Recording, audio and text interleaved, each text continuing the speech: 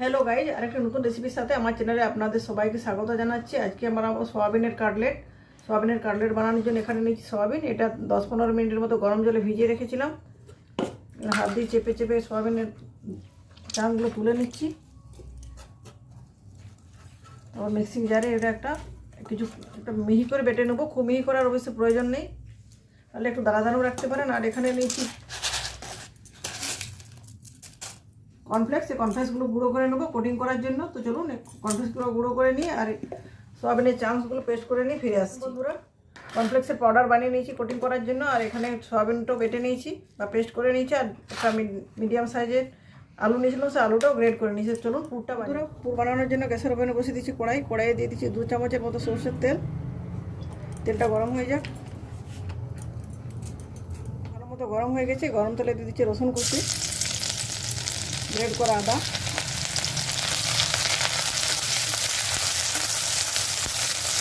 একটু ভালোভাবে ভেজে নিচ্ছি।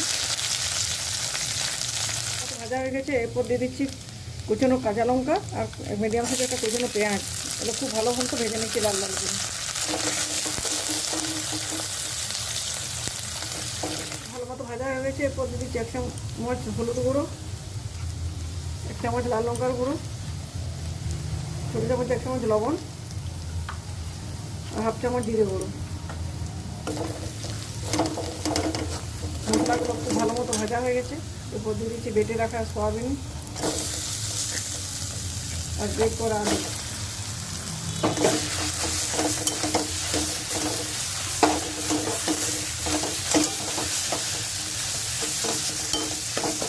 পুরটা তৈরি হয়ে গেছে। উপর থেকে ছড়িয়ে দিচ্ছি একটু আমচুর পাউডার। এবার নামিয়ে নিয়ে একটা অন্য পাত্রে রেখে ঠান্ডা করে নিচ্ছি। বন্ধুরা, পুরটা ঠান্ডা হয়ে গেছে। এবার হাতের সাহায্যে গোল গোল বল বানিয়ে নিচ্ছি। বল বানানোর চাপ দিয়ে চ্যাপটা করে দু সাইড থেকে মোটামুটি একটু আকার দিয়ে কাটলেটগুলো বানিয়ে নিচ্ছি। দেখুন এইভাবে আমি কাটলেটগুলো বানাচ্ছি। আপনি অন্য ধরনের শেপও দিতে পারেন। প্লেটে নামিয়ে রাখছি। এইভাবে সব কাটলেটগুলো বানিয়ে নিচ্ছি। বন্ধুরা, আমার কাটলেটগুলো বানানো হয়ে গেছে। কাটলেটগুলো কোটিং করার জন্য এখন কর্নফ্লাওয়ারের ঘোল বানিয়ে নিচ্ছি। ঘোলে কাটলেটগুলো চুবিয়ে নিচ্ছি। চুবিয়ে নেওয়ার পর এখানে কর্নফ্লেক্সের যে পাউডার বানিয়েছি সেগুলো দিয়ে পুরো কাভার করে দিচ্ছি। এবার সমস্ত কাটলেটগুলো কর্নফ্লাওয়ার ঘোলে চুবিয়ে কর্নফ্লেক্সের পাউডারে কোটিং করে নিয়ে ফিরে আসছি। এখানে আমার 12টা কাটলেট তৈরি হয়েছে। সবগুলো কোটিং করা হয়ে গেছে। কাটলেট ভাজার জন্য তেলটা বসিয়েছিলাম। সরষের তেলে অবশ্যই ভাজবো। তেলটা গরম হয়ে গেছে।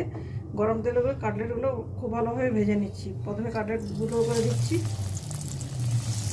একটা পিস ভাজা হয়ে যাক, তারপর উল্টে আর একটা পিস ভেজে নেব। একটু হাতা দিয়ে উপর তেল ছড়িয়ে দিচ্ছি। খুব ভালোভাবে ভাজা হয়ে গেছে। 2-3 মিনিট ধরে উল্টে পাল্টে গোল্ডেন ব্রাউন কালার করে ভেজে নিয়েছি। এবার কাটলেটগুলো তেল থেকে তুলে নিচ্ছি।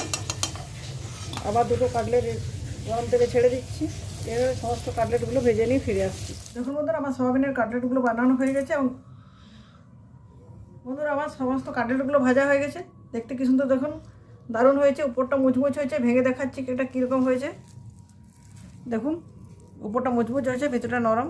দারুণ হয়েছে কাটলেটগুলো। খেতেও দুর্দান্ত লাগবে। আমি টমেটো সসের সাথে সার্ভ করেছি।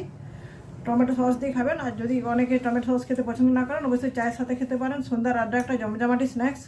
তো বন্ধুরা, আমার রেসিপিটি কেমন লাগলো অবশ্যই কমেন্টের মাধ্যমে জানাবেন। ভালো লাগলে লাইক, শেয়ার এবং চ্যানেলটি সাবস্ক্রাইব করতে ভুলবেন না। আজকের মতো এ পর্যন্ত। পরের দিন দেখা হবে আরও নতুন কোনো ভিডিওর সাথে। ধন্যবাদ।